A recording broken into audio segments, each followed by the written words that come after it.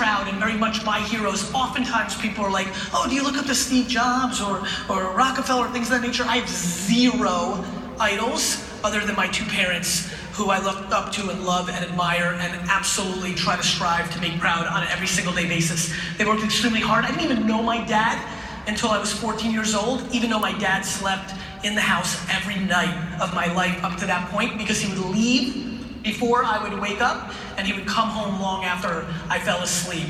My dad eventually became a stock boy in a liquor store in Clark, New Jersey, and would drive an hour every day each way to get paid $2 an hour to be a stock boy in that liquor store. Saved up his money, eventually became the manager of that liquor store, and that's really where our American dream began. First 3 or 4 years were extremely hard, and I got picked on because I couldn't speak the language, all that kind of tough cliche stuff.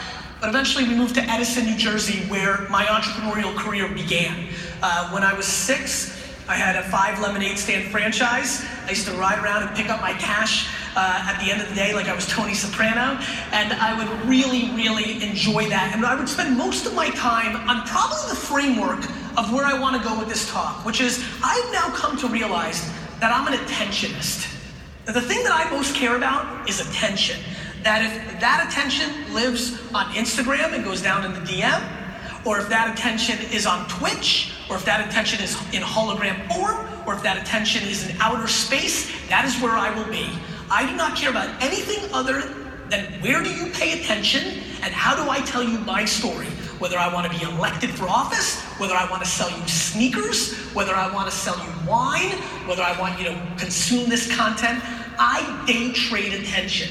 From the first talk I gave in Florida and talked about an app called Twitter that nobody understood even existed, to I stand here today, I've traded my whole career. And it started when I was 6 years old.